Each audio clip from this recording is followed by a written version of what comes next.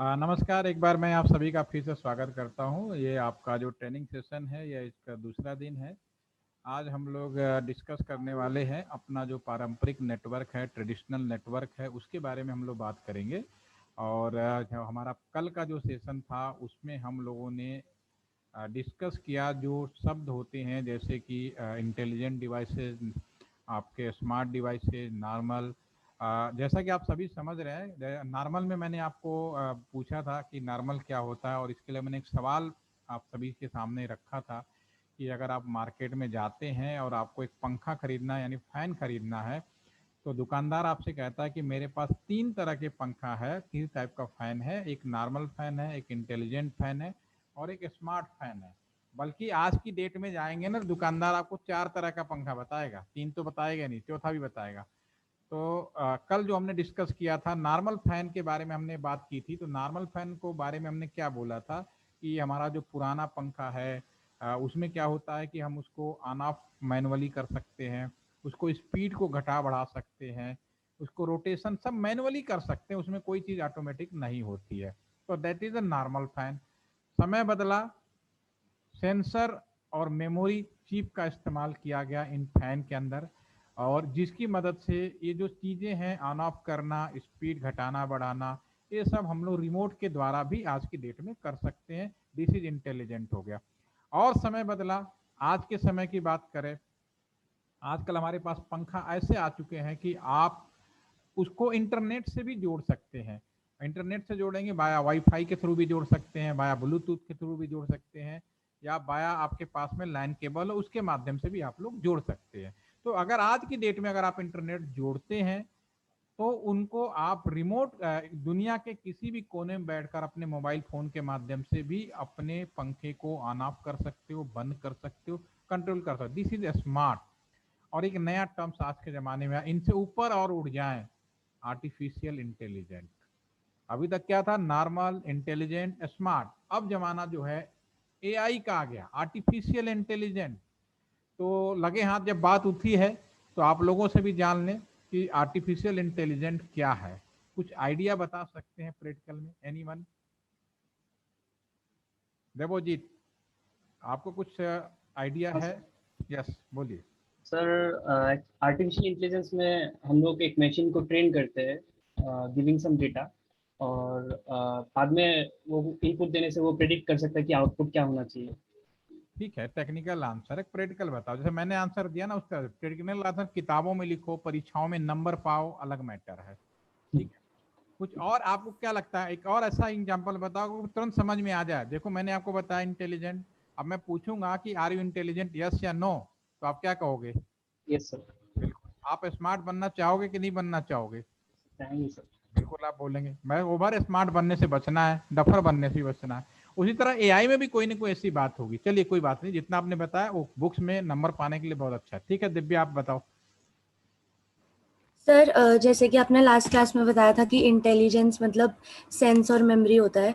तो हम जब किसी भी ऐसी मशीन में इंटेलिजेंस लगा देते हैं जिससे कि वो ह्यूमन एक्शंस के बराबर एक्शंस परफॉर्म करने लगती है विदाउट ह्यूमन इंटरफेरेंस, उसको एआई कहते हैं। चलिए ठीक है। और किसी को कुछ कहना है? अच्छा चलो, एक चीज बताओ, आप लोग YouTube तो देखते होगे ना, जानते होगे ना YouTube के बारे में बहुत अच्छा था। मुझे तो नहीं लगता कि ऐसा कोई जो YouTube में वीडियो ना देखता हो। सभी देखते हैं, नॉलेज के लिए भी। आजकल तो न्यूज़ चैनल्स भी उसी पे आ जाते हैं। इवन मैं भी जो वीडियो शेयर कर रहा हूँ यूट्यूब की मदद से ही शेयर कर रहा हूँ। ठीक है। Yes sir. तो उसमें आपको एक एक्सपीरियंस नहीं दिखता है कि आप कोई वीडियो बार बार देखो, ठीक है, तो क्या होता है? आप कोई, आप में से कोई कंप्यूटर साइंस का और नेटवर्क का एक वीडियो देखा, अगले दिन फिर एक नेटवर्क का किसी और का वीडियो देखा, तीसरा वीडियो देखा, तो आपने ये रियलाइज किया होगा, या आप आगे से देखिएगा, किया है तो बहुत अच्छी बात है, नहीं किया तो आप देखिएगा। अब क्या करता है, क्योंकि जो यूट्यूब है वो एआई बेस्ड उसके अंदर इम्प्लीमेंट कर दिया गया।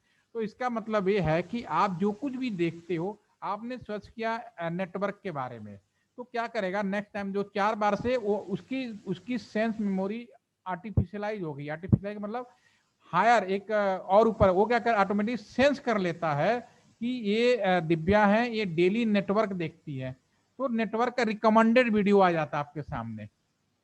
ये नहीं कि आप नेटवर्क देख रहे हो कुछ और आएगा, ऐसा नहीं।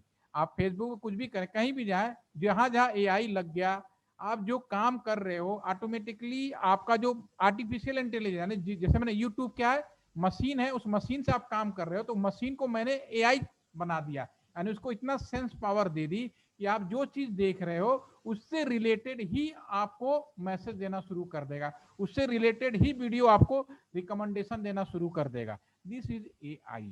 वो आपका माइंड पढ़ लेता है कि आप क्या करना चाहते हो। This is artificial intelligence. Artificial human के लिए नहीं है, मशीन के लिए है।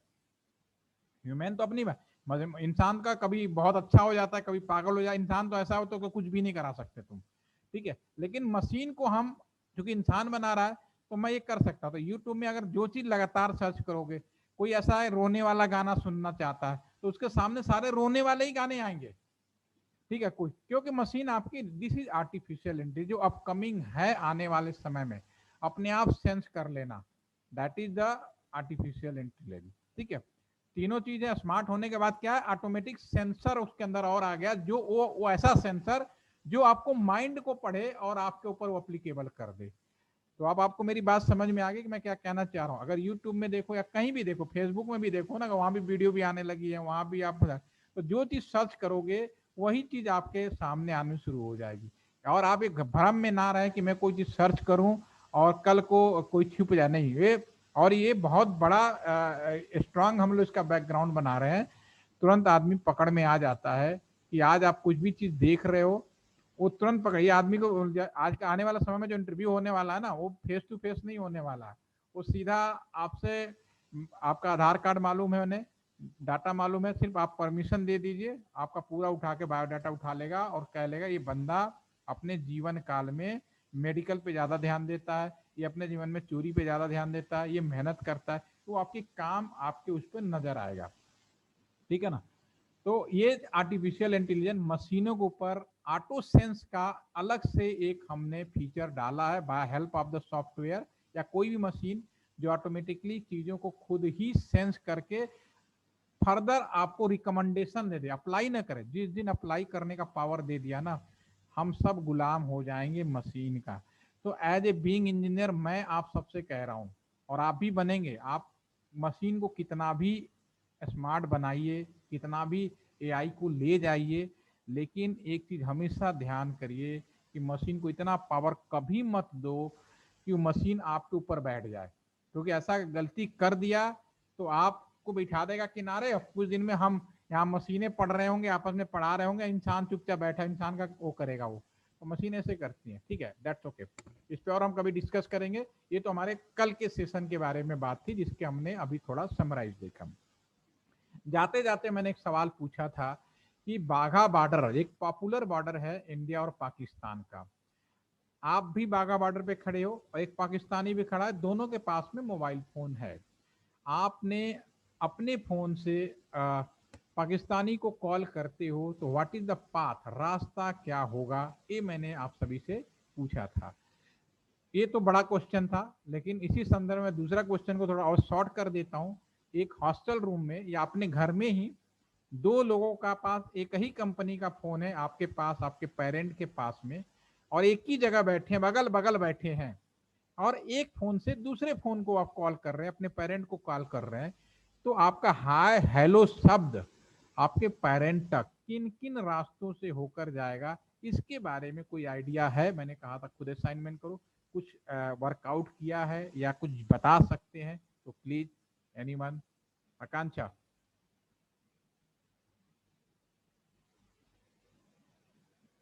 विजित, एनीमन, चंदन कुमार गुप्ता जी, मेरा सवाल आपको समझ में आ गया? आपके माइक में आवाज नहीं आ रही, लिख के बता दीजिए, डोंट वरी। हेलो, अब आप बंद कर दीजिए, रिकॉर्डिंग अच्छी नहीं आएगी। जिनकी आवाज अच्छी हो, जिनके रिकॉर्ड अच्छी आए, वो माइक खोल के बोल सकते हैं। यस दिव्या, आपने कुछ सोचा इस बारे में? Any idea? सर मेरे अकॉर्डिंग तो इन्फिनाइट पाथ्स हो सकते हैं। नहीं, वो पाथ ही तो जानना है मेन। जब तक हम जानेंगे नहीं साइबर सिक्योरिटी हम नहीं कर सकते। वायर हो गया, ठीक है, एयर है, वायर है, चंदन लिख रहे हैं। अच्छा सर, मीडियम बताना है क्या? हाँ, किस नहीं, मीडियम नहीं बताना, मीडियम तो एक अलग चीज होगी। मीडियम तो वो भी हम डिस्कस करेंगे, लेकिन मैं हाय हेलो, चलो मीडियम के द्वारा ही कैसे जाएंगे आप उसी को बताओ, देखते हैं क्या कहते हैं आप। चलिए कोई बात नहीं, टाइम वेस्ट नहीं करते। आइडिया होता तो डेफिनेटली आप लोगों की तरफ से आंसर आ जाता। अभी आंसर नहीं आया तो डेट्स ओके, हम डिस्कस करते हैं। सबसे पहले मैं आ जाता हूँ आपका, चलिए CPPT पे बात कर लेते हैं। ओके, ये रियल नेटवर्क है जो हमारे कम्युनिकेशन का है, पुराने समय से लेके आज तक। जैसा कि हम लोगों ने कल ये भी बात किया कि टेलीफोन टेलीकम्युनिकेशन का नया वर्जन ही आईटी सर्विस कहलाता है। आईटी सर्विस चलाने के लिए हार्डवेयर और सॉफ्टवेयर एक अलग अलग फॉर्म्स हो सकती हैं, क्योंकि उनकी मदद से नहीं चलेगा, वो अलग मैटर है। लेकिन बेसिकली आईटी जो सर्विसेज है वो टेलीकम्युनिकेशन का ही मॉडिफिकेशन है। और बड़ी अच्छी बात है कि इस बैच में तीनों स्ट्रीम के लोग अवेलेबल हैं, कंप्यूटर साइंस के भी हैं, इलेक्ट्रॉनिक्स के भी और आईटी के भी हैं। तो ये अभी समय जैसे आपका आगे आएगा तो आप समझ पाएंगे कि तीनों ब्रांचों में आपका क्या पोर्शन है जिसको आप पढ़ पाएँ और रखना चाहिए। वो 2-3 सेशन होने के बाद आपको ज़्यादा समझ में आएगा। तो अभी हम जो बात करने वाले थे, पहले मैं उस पर बात करता हूँ कि टेली कम्युनिकेशन में अगर आपको समझना है, जानना है और आज के नेटवर्क को समझना और जानना है, तो सबसे अच्छी चीज़ें होती है कि आप उसी जगह पे चले जाएं जहाँ से कोई चीज़ शुरुआत की जाती है, क्योंकि शुरुआत ही सबसे अच्छी चीज़ होती है जो समझने के लिए। तो आपको आज के ज़माने में कुछ भी करना चाहते हो तो सबसे आज कोई भी इंजीनियरिंग का कोई भी फील्ड हो, टेक्निकल कोई फील्ड हो, आप इनिशियली स्टेज को जरूर जानिए और समझिए कि पहले आदमी क्या सोचता था। तुरंत आपका दिमाग काम करेगा कि इसमें क्या क्या बदलाव किया गया, क्या क्या नई चीज़ें लाई गई और लाई जा सकती हैं आगे के लिए भी।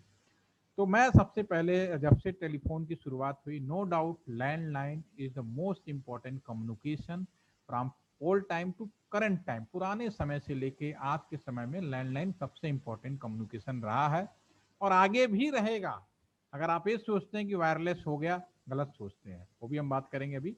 तो सबसे पहले अगर किसी भी टेलीफोन एक्सचेंज में चले जाएं, टेलीफोन का इतिहास करीब 160 साल 160 ईयर पुराना है, उससे पुराना नहीं है। और इंडिया की सबसे अच्छी बात यह है कि जब ब्रिटेन में टेलीफोन की शुरुआत हुई, ग्राहम बेल आप सभी जानते हैं, उन्हें टेलीफोन का डिस्कवरी फादर बोला जाता है।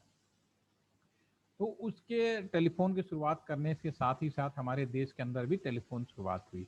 तो उस समय से ही हमारे पास में टेलीफोन अवेलेबल है। कह सकते हो कि बाकी दुनिया में जब टेलीफोन आया तो इंडिया में भी साथ के साथ आया, वो अंग्रेजों ने शुरू किया था।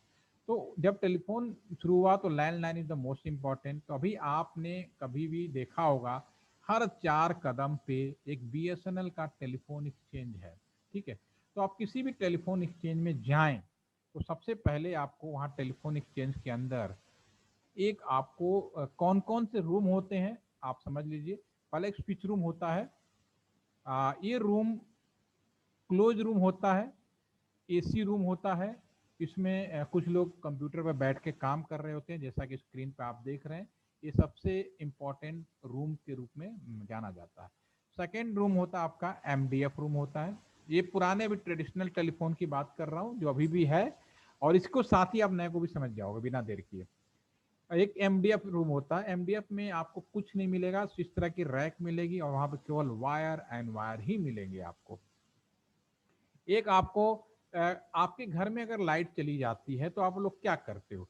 जब लाइट चली जाती है तो आप लोग क्या करते हो? इन्वर्टर रखा हुआ है, लाइट गई सारा लोड बैटरी पे आ जाता है, यही तो किया आपने। तो यही व्यवस्था दुनिया के उन सभी ऑर्गेनाइजेशन में लागू होती है जहां पे 24 घंटे पावर सप्लाई बिना इंटरप्शन के चाहिए। जैसे टेलीफोन एक्सचेंज की बात कर लें, यहाँ पे भी एक पल के लिए लाइट नहीं कटनी चाहिए। तो सेम व्यवस्था है जैसा कि आपने घर पे किया है, लाइट गई सारा लोड आपका बैटरी पे आएगा।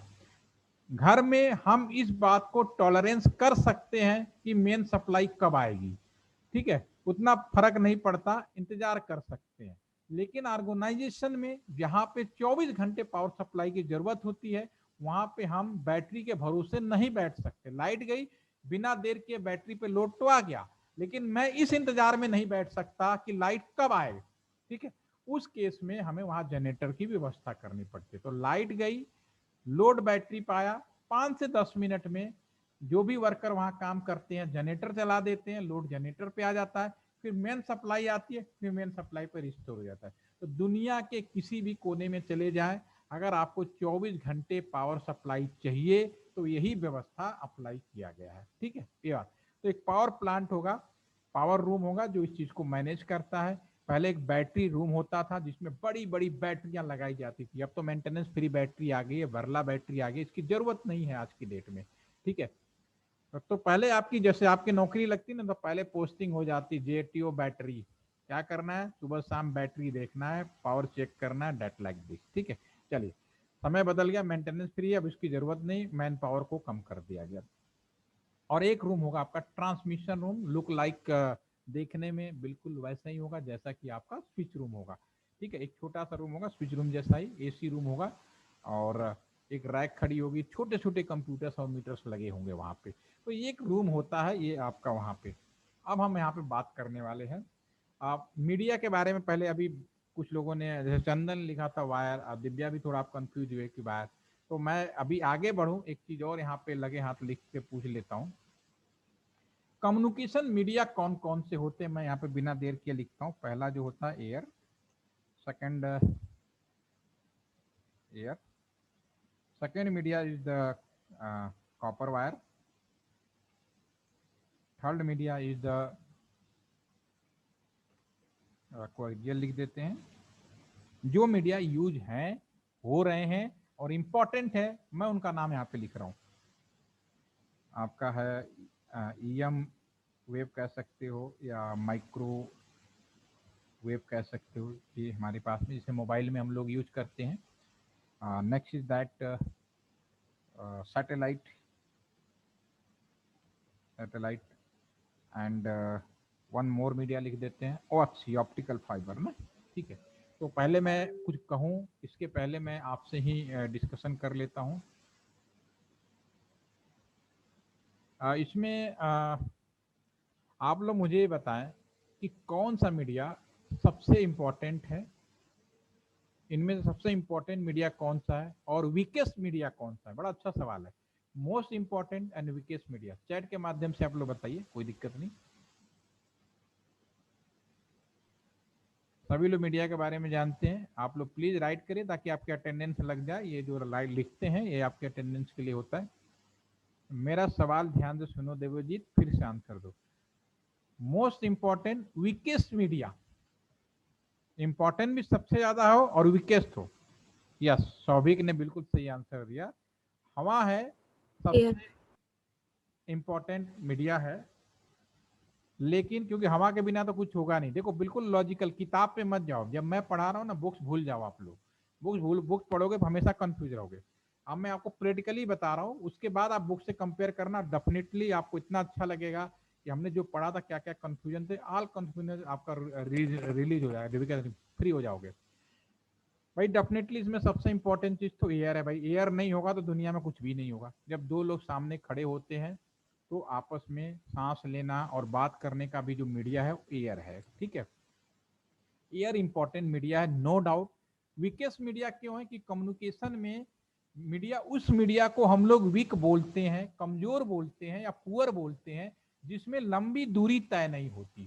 क्योंकि अगर हम हवा में एक दूसरे लोग सामने सामने खड़े होकर बात करें तो मुश्किल से 30 मीटर से 50 मीटर के दायरे में ही हम लोग बात कर पाते हैं, ठीक है ना। तो ये आपका डिस्टेंस इतना, अगर उस लंबी दूरी बात करनी हो तो फिर एयर हमारे काम का नहीं है, पहली चीज तो ये हो गई, ठीक है। उसी तरह से अब दूसरा सवाल अब मैं पूछूं, ये वीकेस्ट और इंपॉर्टेंट की बात हो गई। अब इसमें से सबसे ज्यादा पॉपुलर या मोस्ट इंपॉर्टेंट मीडिया कौन सा है या स्ट्रॉन्ग मीडिया कौन सा है आज की डेट में, अब बताइए। वीकेस्ट और इंपॉर्टेंट है सैटेलाइट, चंदन कुमार सैटेलाइट लिख रहे हैं, चलिए। इसके पहले आकांक्षा ने भी लिखा था, ठीक है, लिखते हैं, दोबारा लिखिए satellite. Divya you are also satellite, OFC, which is optical fiber, optical fiber. चलिए अब ध्यान से सुनिए, पहले तो जिसने लिखा सैटेलाइट के लिए मैं उसके बारे में बात कर लेता हूँ। घर में डिश टीवी है दिव्या, यस या नो? आप अनम्यूट कर लीजिए, आपका आवाज क्लियर है, थोड़ा सा रिकॉर्ड भी अच्छा आएगा। Yes sir. आंधी बारिश तूफान आता है तो क्या होता है? सर कनेक्शन वीक हो जाता है। कनेक्शन वीक हो जाता है। तो आप ये बताओ, इंडिया के अंदर कहीं बारिश हो रही है, कहीं धूप है, कहीं बाढ़ आई हुई है, फेसबुक व्हाट्सएप नहीं बंद होता। तो इसका मतलब है कि जो आपका इंटरनेट है वो सैटेलाइट पे नहीं हो सकता। क्यों भाई? सैटेलाइट तो सबसे बड़ा ड्रॉबैक सैटेलाइट का यही है, नेचुरल इंटरफेरेंस, नेचर डिस्टर्बेंस होता है, ठीक है ना। तो सैटेलाइट कम्युनिकेशन अभी तक हमारे पास जो है वो बहुत ही अच्छा नहीं है। यह बात सही है कि 3 सैटेलाइट पूरी दुनिया को कम्युनिकेट कर सकता है, नो डाउट, कोई प्रॉब्लम ही नहीं। और बीएसएनएल ने सन 2016 में एक सैटेलाइट लॉन्च किया जिसका नाम रखा गया है इनमारसैट, और इसका इंटरनेशनल गेटवे हमारे एलटीटीसी गाजियाबाद के कैंपस के अंदर है, ठीक है।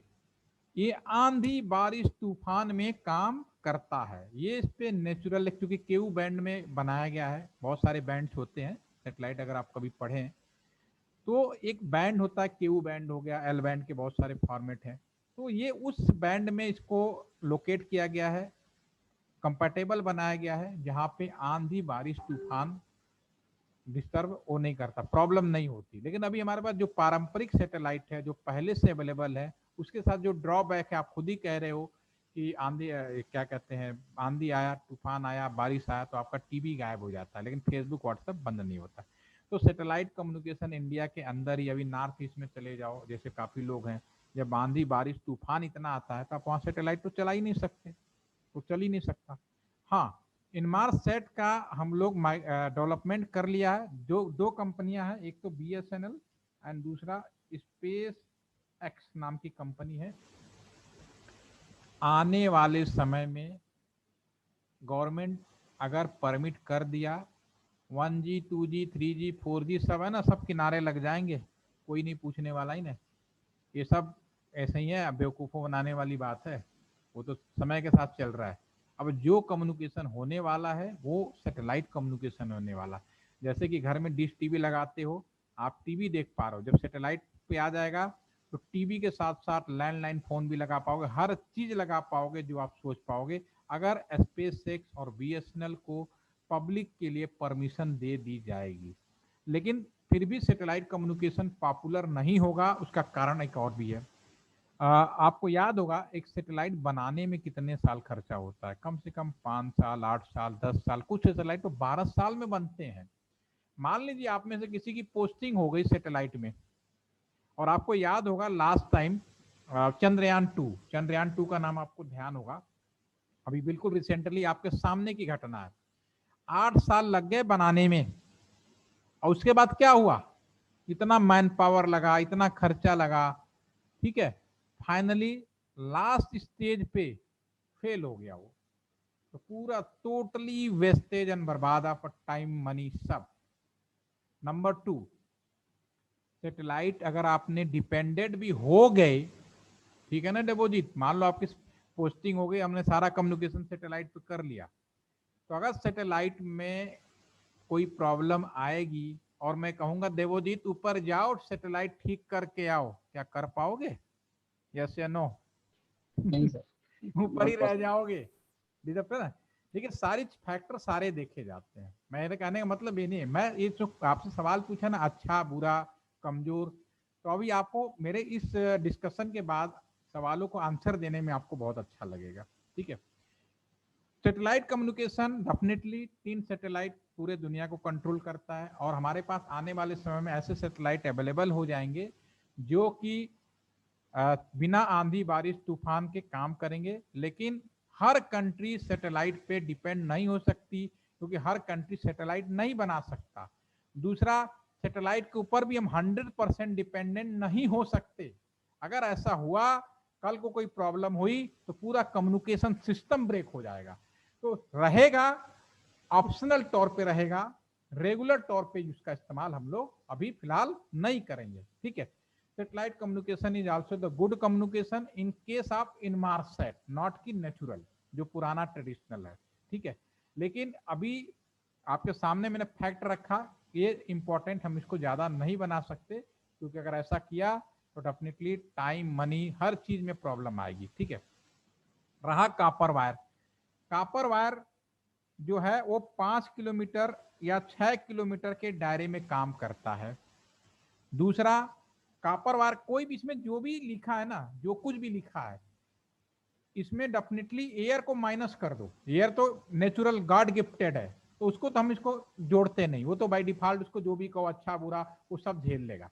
लेकिन जो इंसान की बनाई हुई चीजें हैं, copper wire, coaxial, EM, satellite, space x, जो भी हम यहाँ लिख रहे हैं ऑप्टिकल फाइबर, इनमें अगर पूछें मोस्ट इंपॉर्टेंट, तो आपका आंसर इस तरह से नहीं होना चाहिए कि ऑप्टिकल फाइबर को बोल दिया, सैटेलाइट को बोल दिया, कॉपर को बोल दिया।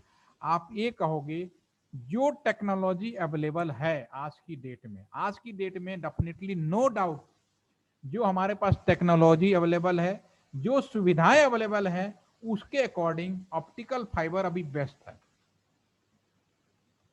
लेकिन आप ये नहीं कह सकते कि बाकी खराब है, मैं इसलिए बोल रहा हूं अभी हमारे पास जो टेक्नोलॉजी में अवेलेबल है, जैसे कहने का मतलब है गांव में खेती करने, गांव में क्या सड़कें पक्की तो है नहीं, लेकिन वहां पे आप कार, अगर खेतों में कार चलाना शुरू करोगे नहीं चलेगा, कार प्रॉब्लम हो जाएगी। वहां पे क्या चलेगा, ट्रैक्टर चलेगा। तो खेतों के लिए ट्रैक्टर बेस है, बढ़िया है, कार बेस नहीं हो सकता, कार को अच्छा नहीं बोल सकते। गांव में आप जीप चलाओ कभी खराब नहीं होगा जल्दी, लेकिन गांव में ले जाके आप BMW चला दो ना, 10 दिन के अंदर वो इस लायक नहीं बचेगा, वो न जाने कौन सा कबाड़ी का दुकान का गाड़ी दिखने लगेगा। तो ये चीज डिसीजन आप टेक्नोलॉजी के हिसाब से आपको आंसर। आज जो हमारे पास टेक्नोलॉजी अवेलेबल है, जो सुविधाएं अवेलेबल है, इसमें no doubt optical fibre is the best. But अभी जो टेक्नोलॉजी अवेलेबल है उस केस में अभी तक ऑप्टिकल फाइबर में अगर इंटरनेट, क्योंकि सभी आदमी क्या चाहता है, हाई स्पीड इंटरनेट चाहता है। तो अभी जो इंटरनेट है 400 Gbps का इंटरनेट, अभी जो टेक्नोलॉजी है और ऑप्टिकल फाइबर मीडिया यूज कर रहे हैं, तो आप 400 Gbps से ज्यादा का इंटरनेट नहीं कर सकते, सेम मैनर। लेकिन इसकी दूरी, डिस्टेंस इनफाइनाइट है, दूरी के मामले में कोई भी तोड़ नहीं है इसका, जितनी दूरी चाहो भेजो, फाइबर में कोई प्रॉब्लम नहीं है, ठीक है ना। लेकिन जो आपका कॉपर वायर है, दूरी तो 5.6 किलोमीटर है, बट ये जो इसका इंटरनेट बैंडविड्थ है 1000 Gbps है, जो अभी हमारे पास टेक्नोलॉजी। अगर मैं आपसे पूछूं भाई कॉपर वायर ऑप्टिकल फाइबर में बेस्ट कौन है, तो क्या बता पाओगे आप? कोई कहने लगा नहीं जी इंटरनेट स्पीड तो कॉपर वायर में ज्यादा मिलता है। तो आपका जो आंसर है वो आपका सीधा सीधा होना चाहिए कि depend on technology, depend on the requirement, different different media, different different उनका वो है, रोल है, उनके हिसाब से इंपॉर्टेंट तय की जाती है। ऑप्टिकल फाइबर आज की डेट में बेस्ट है, कोई डाउट नहीं। कोई आदमी भी 400 Gbps का नहीं ले रहा, लेकिन जिस दिन लेना शुरू करेगा तो ऑप्टिकल फाइबर भी बैकलॉग पीछे चला जाएगा सर आपका। Yes sir fibre optics 60 terabytes पर सेकंड। आपका आवाज डिस्टर्ब होके आ रही है, मैं सुन नहीं पाया क्या बोला है। सर फाइबर ऑप्टिक्स 60 टेराबाइट्स पर सेकंड आता है high speed, speed. Yes sir. अभी हम बात करेंगे, तो घबराओ नहीं। देखो मैं आप मेरे पास आए हो, जब मैं आपका जब सेशन खत्म होगा ना 10-12 दिन के बाद में, आपके हर एक सवाल का जवाब मिल जाएगा, बल्कि मैं चाहूंगा और पूछो। तो ये जो सवाल, इन सबके जवाब ऑटोमेटिकली आएंगे मेरे आगे में, ठीक है ना। स्पीड की बात छोड़ो, स्पीड में हम डिस्कस करेंगे कल के सेशन में, ठीक है। वो हम बात करेंगे, सिर्फ केवल मुझे फाइबर ऑप्टिक नहीं, बाकी के बारे में भी बात करना। मेरा तो जनरल आंसर होगा जो सब पे एप्लीकेबल होगा, ठीक है। स्पीड के मामले में कोई कम नहीं है, सब एक बराबर मिलेंगे। ये आपको कहना है फाइबर ऑप्टिक में जो स्पीड है वो केवल लाइट की वजह से नहीं होता। हमारे पास जो टेक्नोलॉजी है, एक सिंपल एग्जांपल बताऊं, फाइबर ऑप्टिक में जो स्पीड है हम लोग इनफाइनाइट भेज सकते हैं, इसमें कोई डाउट नहीं, जैसा कि आप अभी कह रहे हैं। एक आपने यमुना एक्सप्रेसवे का नाम सुना है टॉपिक? आपने एक ऐसा हाईवे सुना है दिल्ली के आसपास, एक हाईवे बना हुआ है यमुना एक्सप्रेसवे, दिल्ली से आगरा जाने के लिए, ठीक है ना। रोड का है, रोड है, इंडिया का द फर्स्ट हाईवे जब बनाया गया, और अभी अब इंडिया के हर लोकेशन में एक रोड बनाया जा रहा है, ठीक है। जब रोड बनाया गया था, जेपी इंफ्रास्ट्रक्चर ने बनाया था ये हाईवे, दिल्ली से आगरा जाने के लिए केवल आप 3 घंटे में पहुंच जाए, ये उस समय उन्होंने बनाया था नया नया। और उन्होंने कहा कि ये जो मेरा रोड है इस पे आप 200 किलोमीटर पर आवर के स्पीड से कार दौड़ा सकते हैं। ध्यान से सुनना मैं क्या कहना चाहता हूँ। जेपी इंफ्रास्ट्रक्चर ने आज से करीब, ज्यादा बहुत पुरानी बात नहीं है, मुश्किल से 10 साल पुरानी बात है, 10-12 साल पुरानी, 10 साल से भी, 10 साल ही बात है, 10 साल से भी पुरानी, 10 साल भी बहुत ज्यादा बोल दिया, 8-9 साल पहले की बात है। उसने एक रोड बनाया दिल्ली टू आगरा, ठीक है, ताकि जो 8 से 10 किलोमीटर या पूरा दिन हो, मैक्सिमम 3 घंटे से 4 घंटे में दूरी तय हो जाए, कवर हो जाए, ठीक है। तो जब उन्होंने बताया और उन्होंने कहा कि इस रोड पे आप 200 किलोमीटर पावर स्पीड से बिना झिझक गाड़ी दौड़ा सकते हैं। हमने कहा बहुत बढ़िया, क्या रोड है, बढ़िया, 200 किलोमीटर। अब हुआ क्या एक्चुअल में, फैक्ट वो भी सुन लो। लोगों ने उस पर गाड़ियां दौड़ानी शुरू करी जब खुली, हर दूसरे दिन, हर तीसरे दिन एक्सीडेंट एक्सीडेंट एक्सीडेंट एक्सीडेंट, लोगों के टायर ब्लास्ट होने लगे, टायर फट गए, इसलिए ना एक्सीडेंट की गाड़ी टकराई। सड़कें तो बहुत चौड़ी थी, 6 लेन है, बहुत बड़ी सड़क है, टायर फटने लगे। तब उन्होंने कहा भैया रोड तो ठीक है, रोड में कोई प्रॉब्लम नहीं है, लेकिन हमारे पास जो अभी तक के जो अवेलेबल टायर है ना, जो आपके गाड़ियों के अंदर जो टायर लगाए जाते हैं, उसकी क्षमता नहीं है 200 किलोमीटर पर आवर की स्पीड पे दौड़ पाए। तो अब जाओगे ना हाईवे पे, साफ साफ लिखा होगा, बस वाला 80 से ऊपर नहीं चला सकता, कार वाला, कारों की अलग अलग कैटेगरी है, एक कार जो है नॉर्मल छोटे कार है वो 100 से ऊपर नहीं चला सकते, और जो बड़े कार हैं कुछ उनको 120 से ऊपर आप नहीं चला सकते, 200 किलोमीटर स्पीड की तो बात ही छोड़ दीजिए।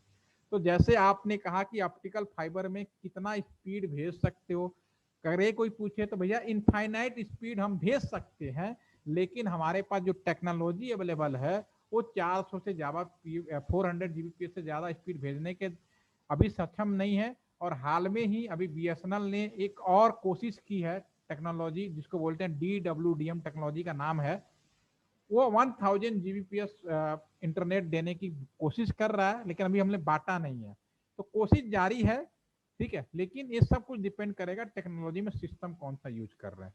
तो होपफुली कि मेरे आंसर से आप कंपेयर समझ चुके होंगे मैंने क्यों कंपेयर किया, ठीक है। तो अभी यहाँ पे जो अवेलेबल है पर इजीली, उसके हिसाब से आप एक कहने में सक्षम नहीं है कि बेस्ट कौन है, लेकिन हमारे पास जो कस्टमर रिक्वायरमेंट है, डिमांड है, उसके हिसाब से आप एक कह सकते हो कि अभी ऑप्टिकल फाइबर बेस्ट है। फिर उसके बाद हम लोगों ने कोएक्सियल यूज किया, कुछ कमियां थी फाइबर में, तो इसमें हमारी जो दूरी थी 40 किलोमीटर आ गई, ठीक है। इंटरनेट वही आप कॉपर वायर, भी कॉपर वायर है। ईएम माइक्रोवेव क्या है, ये आपका बेसिकली इसमें अलग अलग तरह के, क्योंकि हम लोग टावर के ऊपर, लाइन ऑफ साइट के ऊपर हम काम करते हैं, तो इसमें 1 किलोमीटर का भी है, 3 किलोमीटर का भी है, 5 किलोमीटर का भी, और 15 किलोमीटर का भी रेंज कवर कर सकता है। आप मोबाइल टावर से अपने उसमें मोबाइल फोन पे जो कनेक्टिविटी, उसके डिस्टेंस के बारे में बात कर रहा हूँ। और जो अभी इस पे जो स्पीड है, इस पे अभी तक केवल मोबाइल पे भी अगर आप बात करें, जो टेक्नोलॉजी अवेलेबल है 24 Mbps। अगर आप एक कहते हो, ये वो है जो सबको दिया नहीं गया, अगर आप ये कहते हो ना कि मैं मोबाइल फोन से हाई स्पीड इंटरनेट कर लूँ, आप 24 से ज्यादा नहीं कर सकते, चाहे कोई भी कंपनी का ले लो, ठीक है। अगर आपको हाई स्पीड करनी है तो अभी आपको घर तक ऑप्टिकल फाइबर डालना होगा। All media are important, all media is now in use, और कोई खत्म नहीं होने वाला, ना हवा खत्म होने वाली है, ना कॉपर वायर खत्म होने वाला, ना होने। टेक्नोलॉजी के हिसाब से समय के समय इन चीजों में बदलाव होते रहेंगे, ठीक है। लेकिन अभी दुनिया में सबसे ज्यादा जो पूरा का पूरा कम्युनिकेशन जो डिपेंड है, वो आपका ऑप्टिकल फाइबर और कॉपर वायर के ऊपर डिपेंड है। तो अभी हम इसको डिस्कस करने वाले हैं थोड़ा और। तो पहले इस सवाल पे आते हैं, इस पर भी क्वेश्चन बैंक करेंगे, इस पर कोई डाउट होगा तो डेफिनेटली आप, कोई भी क्वेश्चन मन में आए, आपको कुछ नहीं करना है, चैट बॉक्स में लिख दीजिए, मौका मिलते ही मैं उसका आंसर दे दूंगा, ठीक है ना। तो पहले मैं इसको क्लीन करता हूँ, ठीक है। अब हम आ जाते हैं इस पे, समझने की कोशिश करते हैं। अब आप समझिए रियल नेटवर्क जो हमारा टेलीफोन लगा हुआ है वो क्या है, फिर आपको मोबाइल के बारे में भी बात करेंगे। पहले लोकल कॉल और ट्रंक कॉल किसको कहते हैं मैं वो समझाने की कोशिश करता हूँ। लोकल कॉल का मतलब क्या होता है, पहले आप ये समझिए। यू आर लकी कि आप सभी बहुत ही इस बात से लकी हैं कि आपको मालूम है कि टेलीफोन नंबर डायल करना किसे कहते हैं। और शायद आप लोगों ने एसटीडी पीसीओ का भी नाम सुना होगा, जो पहले बहुत होते थे। आपके पेरेंट के टाइम में हर जगह एसटीडी पीसीओ लगाए जाते थे। उस समय के साथ खत्म हुए क्योंकि सबके हाथ में मोबाइल आ गया। नहीं तो पहले या तो लोगों के घरों में या बात करना हो तो पीसीओ बूथ पे जाया करते थे। ठीक है, तो अभी हम समझने की कोशिश करते हैं। मान लीजिए आपके घर में एक लैंडलाइन लगा है। हो सकता है आप लोगों में से आज की डेट में किसी के घर में ना लगा हो, लेकिन अगर लगा भी है तो अगर, और लैंडलाइन देने में 3 कंपनियां बहुत आगे थी। एक तो बीएसएनएल, एमटीएनएल एंड एयरटेल। हमारा ये जो केबल है घर में जो लगाएंगे फोन, एक बॉक्स सा होता है जिसको हम एलजीयू बोलते हैं। और ये सब कॉपर वायर है।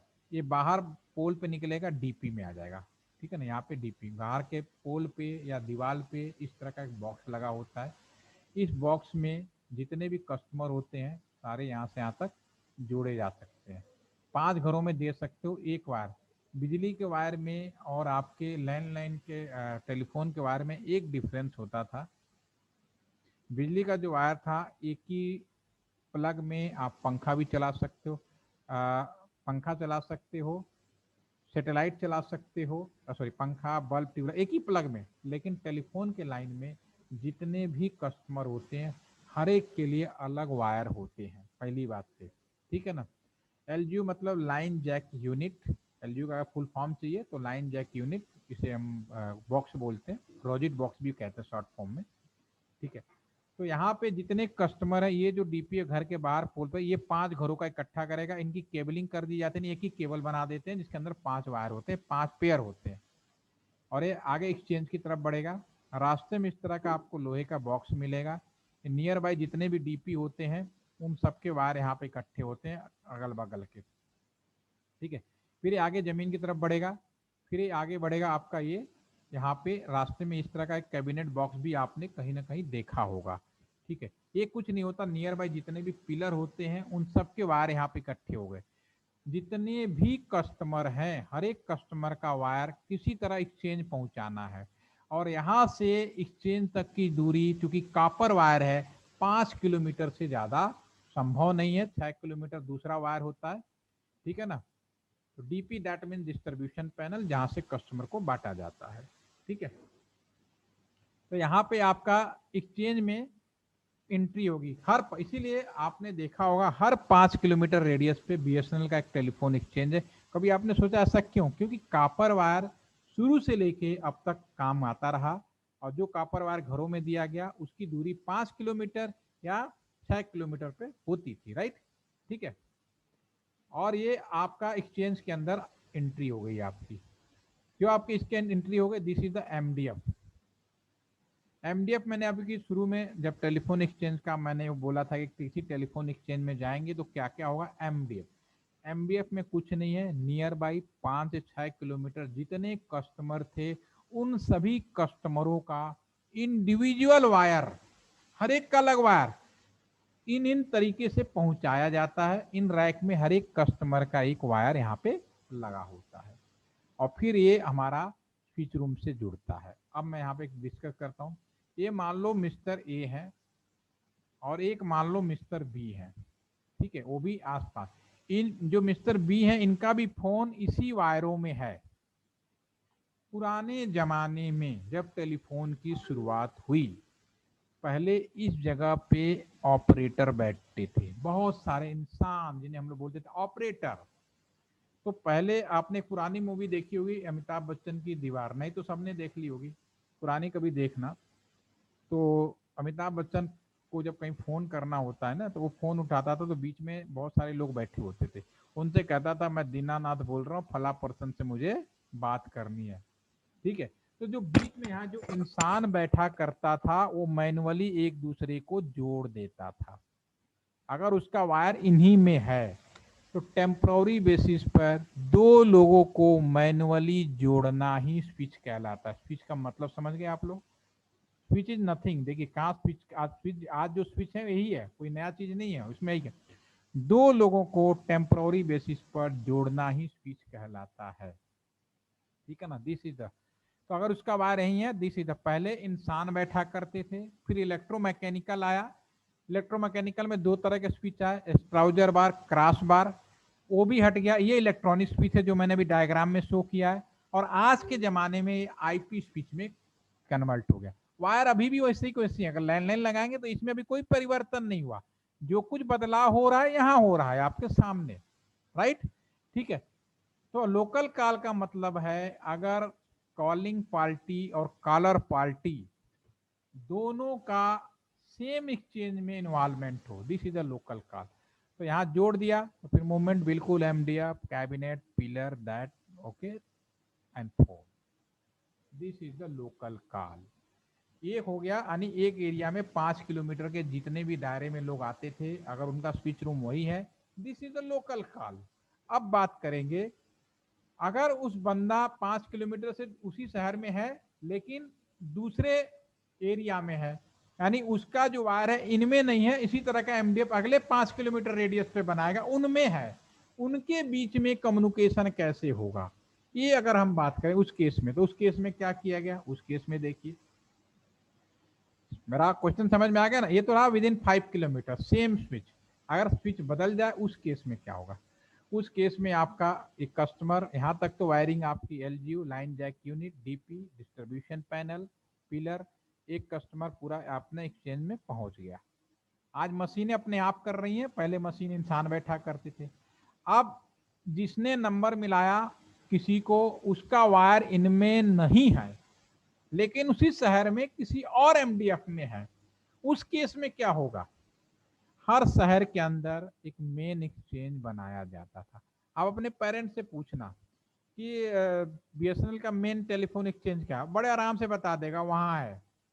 तो main telephone exchange most popular location in old time, पुराने समय में एक अच्छा, मैं जब मेरी जॉब लगी, जब मैं बस स्टैंड पे उतरा और मैं अपनी नौकरी ज्वाइन करने जा रहा था, तो मैंने रिक्शा वाले को सिंपल ये बोला कि मुझे मेन टेलीफोन एक्सचेंज में जाना है।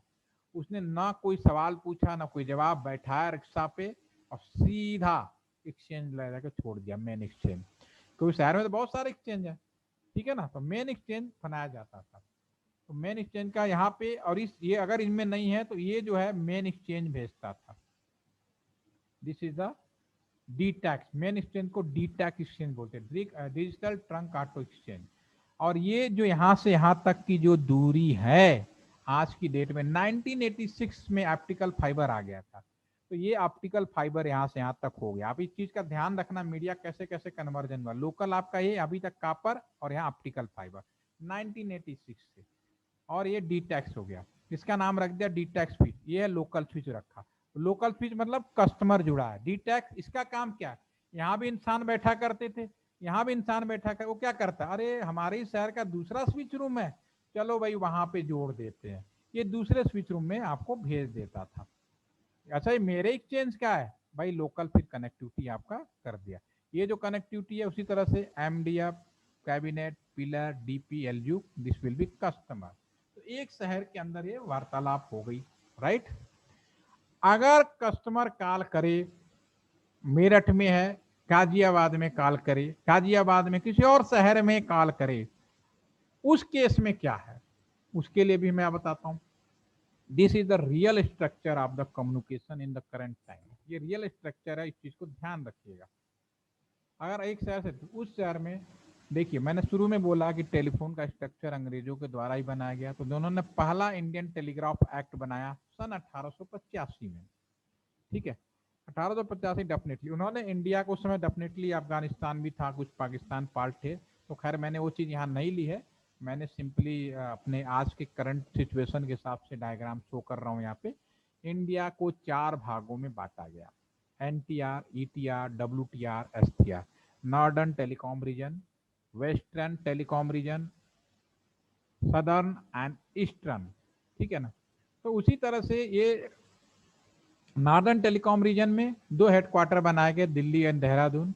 उसी तरह से अगर आप ईस्टर्न की बात करें तो गुवाहाटी एंड कोलकाता, अगर आप वेस्टर्न की बात करें मुंबई और आपका भोपाल, सदर्न की बात करें तो बेंगलोर एंड चेन्नई, ये हर जोनल में 2 हेडक्वार्टर शुरुआत में बनाए गए थे। ठीक है, तो अगर मैं कॉल करूं अपने लोकेशन से सामने दूसरे शहर में, उस केस में क्या होगा? उस केस में देखिए यहाँ पे ये डायग्राम से आपको ज्यादा समझ में आएगा, फिर बात करता हूँ। सेम रीजन का मतलब अगर मैं मेरठ से गाजियाबाद में करूं तो दोनों एनटीआर में है, वो डायग्राम जो समझ में आ गया ना। अगर सेम एसटीआर में है तो उस केस में क्या होगा, जो भी डी टैक्स है, मेन एक्सचेंज है एक शहर से दूसरे शहर का, वो डायरेक्टली ऑप्टिकल फाइबर जमीन में लेइंग की हुई है। ऑप्टिकल फाइबर है, ये भी याद रखना, हाँ, एक शहर से दूसरे शहर। और ये ऑप्टिकल फाइबर हर किसी को बिछाने की परमिशन नहीं है कि कोई भी शहर के अंदर आप कितने फाइबर बिछा रहे हो, टावर लगा रहे हो, कोई फर्क नहीं पड़ता। लेकिन एक शहर से दूसरे शहर के बीच में जब तक गवर्नमेंट परमिशन ना दे, मोस्टली बीएसएनएल के हैं, और एक नया मॉडल उन्होंने शुरू किया है PPP model, public private partnership. तो जहाँ पे बीएसएनएल का फाइबर नहीं है वहाँ पे उन्होंने किसी और कंपनी के हेल्प से डाला है, लेकिन कंट्रोल बाय द गवर्नमेंट, एक शहर से दूसरे शहर। आप एक कह सकते हो by default all national line from one city to another city manage by the BSNL, simple language में। ठीक है, तो अगर सेम रीजन, उस केस में क्या होगा, एक कस्टमर ने फोन किया मेरठ में, एमडीएफ में जाएगा लोकल, अरे मेरा नहीं है, ये मशीन नहीं करा, मेरा नहीं है, चलो भाई डी टैग भेज दो, this is the optical fibre, this is the local transmission, ये कोई भी कंपनी बिछा सकती है, कोई प्रॉब्लम नहीं, डी टैग। अच्छा हमारे शहर में नहीं है और एनटीआर में, तो सेम डी टैग दूसरे शहर में भी होगा, हर शहर में मेन एक्सचेंज बनाएगा। एक शहर से दूसरे शहर के बीच में ये जो ट्रांसमिशन बोला जाता है एनटीआर, ईटीआर, डब्ल्यूटीआर, ये भी ऑप्टिकल फाइबर है। आज की डेट में बहुत ही रेयर होगा जहाँ पे कोएक्सियल या माइक्रोवेव टावर होंगे, अदरवाइज सब ऑप्टिकल फाइबर। वायरलेस कुछ नहीं है आज की डेट में, ये पहले दिमाग से निकाले, वायरलेस इज नथिंग, हर चीज वायर है। उस शहर के डीटेक्स में चला गया, अच्छा हमारे शहर का है लोकल, वहाँ पे जो भी आपका उसमें चला गया और दे विल बी कनेक्टेड एक शहर से दूसरे शहर में।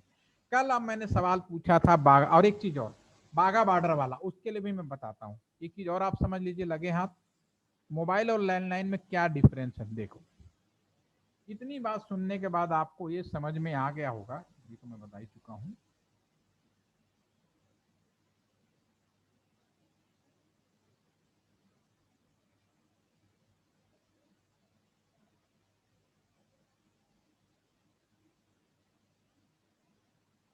यस, इतनी चीजें मैं अगर आपको बता चुका हूँ कि लैंडलाइन आपका जो केवल नाम बदलने से चीजें नहीं बदल जाती, फोन का नाम मोबाइल रख देने से फोन का काम नहीं बदल जाएगा, उसका काम वही है बात कराना, ठीक है ना। हाँ, लैंडलाइन रखा रहता था, फोन लेके मूव करते हो, बस इतना फर्क हुआ है, लेकिन काम दोनों का एक ही है। ये पुरानी व्यवस्था थी, जब आप समय गुजरा, अगर आप अपने पेरेंट्स से बात करें तो पहले वेटिंग लिस्ट होती थी, कहते भाई फोन लगाओ, 6-6 महीने फोन नहीं मिलते थे। क्यों नहीं मिलते थे अब आपको समझ में आ गया होगा, इसलिए नहीं मिलते थे कि भाई घर तक लगाने के लिए वायर चाहिए था। ठीक है, तो इस समस्या से सॉर्ट आउट करने के लिए अब हमने क्या किया, नई टेक्नोलॉजी लाया जिसे हम बोलते हैं मोबाइल कम्युनिकेशन। ठीक है, मोबाइल कम्युनिकेशन में जो लोकल स्विच था उसको हमने एमएससी नाम रख दिया, अभी 4G में तो और ही नाम बदल गया। ठीक है, और जितने वायर होते हैं उनको बीएससी रहते। यहाँ पे हमने क्या किया, कस्टमर से घर तक बिछाने वाली व्यवस्था बदल दी, आप मोबाइल फोन में हो गए, टावर में चले गए।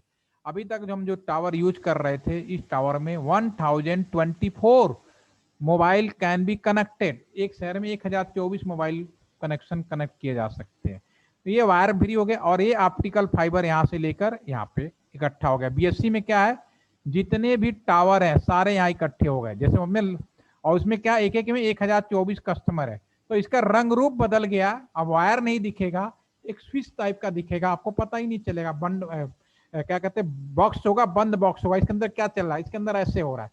समय बदलेगा ना कुछ टाइम के बाद, आप अभी तो आपको मैं दिखा रहा हूँ ना, आज से 10 साल बाद जो नई पीढ़ी आएगी उन्हें बोलो समझ में नहीं आया क्या दिखा रहा हूँ, अभी मैं 1 बाय 1 सारी चीजें दिखा रहा हूँ आपको। ठीक है, फिर ये आपका एमएससी में चला जाएगा। अगर इस बंदे ने फोन किया तो यही स्विच, अगर सेम टावर के अंदर किसी कस्टमर को है तो सेम यही रिटर्न बैक भेज जाएगा, नहीं है तो डीटैक भेजेगा। लैंडलाइन में करेगा तो लैंडलाइन में चला जाएगा। ठीक है, अगर मोबाइल में करेगा तो सेम दूसरे साइड में भी मोबाइल की व्यवस्था ऐसे ही कर दी गई। ये बात होता है, वायरलेस इज नथिंग, कहीं भी कोई चीज वायरलेस नहीं है, ये मैं आपको पहले बता रहा हूँ। इंडिया में भी आपको जितने चीज देखे वायरलेस कहाँ दिखा आपको, मोबाइल टू टावर तक, बाकी चीज वायरलेस नहीं है। कहीं अगर मजबूरी में केबल नहीं डाल सकते, जैसे कुछ पहाड़ी एरिया हो गए, नॉर्थ ईस्ट कुछ एरिया है, वहां पे हम टावर जरूर लगा लेते हैं, लेकिन वो टावर का प्रॉब्लम वही है, आंधी बारिश तूफान, ठीक है। लेकिन रेगुलर जो भी कम्युनिकेशन है सब ऑप्टिकल फाइबर पे किया गया।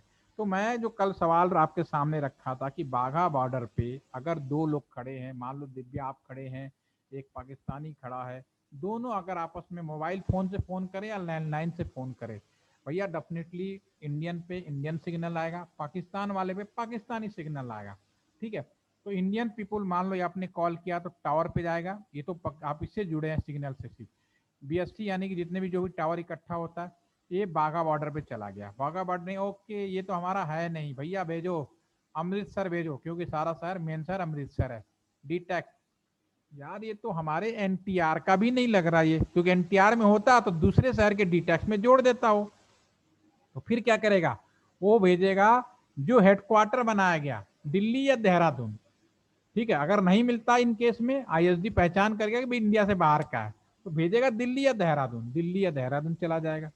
जो भी रास्ता खाली हो, मान लो देहरादून पहुंच गया देहरादून ने, और दिल्ली पहुंच गया, दिल्ली ने कहा चलो अरे यार ये तो पाकिस्तान का कॉल लग रहा, अब इंडिया से बाहर पाकिस्तान कॉल करना है, तो फिर वो WTR में आएगा Mumbai. Mumbai is the by default traditional international gateway. India से कोई कॉल ऐसा नहीं कहीं से भी निकाल के भेज दो, ऐसा नहीं होता, वो फिक्स होता है लोकेशन। अभी बहुत सारे इंटरनेशनल गेटवे बन गए हैं, लेकिन फिर भी अगर बाय डिफॉल्ट मैक्सिमम ट्रैफिक जो हमारी है वो बाय डिफॉल्ट मुंबई पहुंच गया, मुंबई पहुंच गया। अब मुंबई ने कहा ओके ये तो पाकिस्तान का है, मुंबई से लेके समुद्र में सबमरीन ऑप्टिकल फाइबर पड़े हुए हैं। मैं अभी आपको यहाँ दिखाता हूँ, जैसे यहाँ पे आप मुंबई के अंदर समुद्र में ऑप्टिकल फाइबर यहाँ से कराची के बीच में पड़ा हुआ है, लेकिन हम लोग यूज नहीं करते। आप खुद समझदार हैं, relation between India and Pakistan, तो इसका मतलब कम्युनिकेशन नहीं होने, बिल्कुल होगा। हमारा जो पाथ है फिर यहाँ से चेन्नई होते हुए, सिंगापुर होते हुए, जापान होते हुए, पूरा अमेरिका की तरफ, सब समुद्र में ऑप्टिकल फाइबर है, कहीं वायरलेस नहीं है। जमीन के अंदर जाते हुए एक कंट्री से सारा समुद्र के अंदर है, सारे होते हुए दुबई होते हुए पूरा घूमते हुए आपका घुसेगा दुबई, अफगानिस्तान, देन पाकिस्तान एंट्री होगी। फिर पाकिस्तान के अंदर जो लोकल व्यवस्था है हमारे देश के अंदर, उनके अंदर भी है। फिर वहां बाघा बॉर्डर के टावर पे पहुंचेगा, हाय बोला था इंडिया में, पूरा दुनिया घूम पहुंच गया वहां पे दूसरे। This is the actual path. इसीलिए जो आईएसडी कॉल पाकिस्तान का in comparison to the US से मोर कॉस्टली है, यूएस से पहले ही पड़ जाता है और समुद्र में, ठीक है। तो होपफुली कि ट्रेडिशनल नेटवर्क का बेसिक आइडिया अभी आप लोगों को लगा होगा और ये भी समझ में आ गया होगा optical fibre is the best media. तो मैं एक वीडियो भी लगे हाथ आपको शेयर कर देता हूं।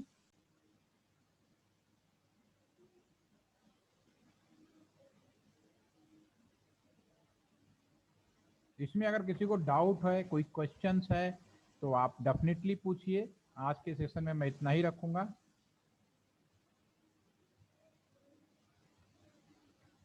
और ये वीडियो आपको फिर दोबारा देखिएगा। ये समुद्र में ऑप्टिकल फाइबर पड़े हुए हैं।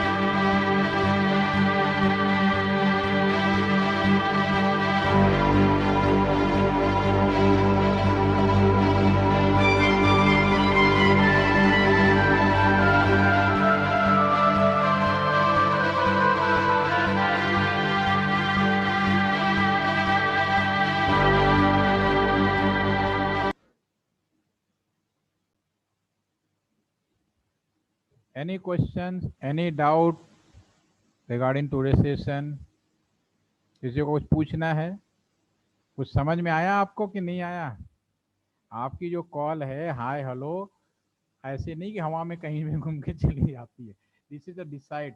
एक इंटरेस्टिंग फैक्ट आप लोगों को नहीं बताया, चलते चलते बता देते हैं.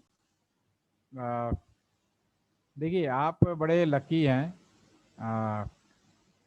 कि मैं यहाँ पे बताता हूँ. देखो अब इसको थोड़ा सा समझ में आ गया. आप आज के समय में बहुत ही लकी हैं कि अगर आपके पास टाइम पास नहीं हो रहा हो, ठीक है ना, तो आपके पास इंटरनेट जैसी सुविधा अवेलेबल है.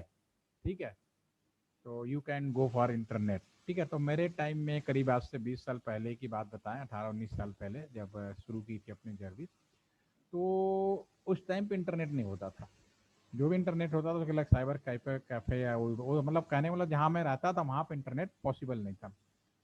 तो हम मेरठ ज़िले में एक जगह है बागपत ज़िला. बागपत ज़िले में दो तरह लोगों की पोस्टिंग होती थी. एक वो जो जिन्हें पनिशमेंट मिलता है, डिपार्टमेंट में कुछ गड़बड़ी हो गई या कुछ मिस्टेक हो गया तो एज ए पनिशमेंट पोस्ट वहाँ कर देते थे. नंबर 1. नंबर 2 कि जो लोग नए आते थे जिन्हें नई नौकरी मिल रही होती थी, ठीक है ना, तो वो उनके तरफ से. ठीक है, तो just wait 2 minute only, just leave the session Chandan, this are last 2 minute only. तो उस समय क्या होता था कि शाम के टाइम में जब हमारी पोस्टिंग हो गई, हम तो कुंवारे थे, नए नए थे, तो हमारी पोस्टिंग हो गई, तो हमारे पास कोई इंटरनेट नहीं था, तो हम लोग यहाँ पे मैं ये स्विच रूम में ही सोता था. ना वहाँ पे कोई टेलीविज़न सिस्टम था, ना कोई सिनेमा हॉल थे. बड़ौद में पोस्टिंग थी. तो एक दिन मेरा दिमाग घूम गया. मैंने कहा जितने लोग कॉल कर रहे हैं ना, जा तो यहीं से रहे ना. मैंने यहाँ स्पीकर लगा दिया और मेरे 2.5 साल की नौकरी वहाँ निकल गई. अब आप समझ सकते हो, क्योंकि मुझे ये पता चल गया था कि रात में कौन क्या बात करता है, कोई क्या झगड़ा हो रहा है इस घर में. दैट इज इलीगल था बट पॉसिबल. तो मैं ये चीज़ आपको जाते जाते इसलिए बता रहा हूँ, इंटरनेट जो कर रहे हो ना हवा में नहीं चल रहा, वो भी रास्ते में कहीं घूम के जा रहा. हाँ, आज की डेट में security too much high, it is not easy to anyone कि वो कर सकता है. ठीक है, हम और डिस्कस करेंगे कल. आज के लिए इतना ही. Thank you. Have a nice day. Thank you, sir.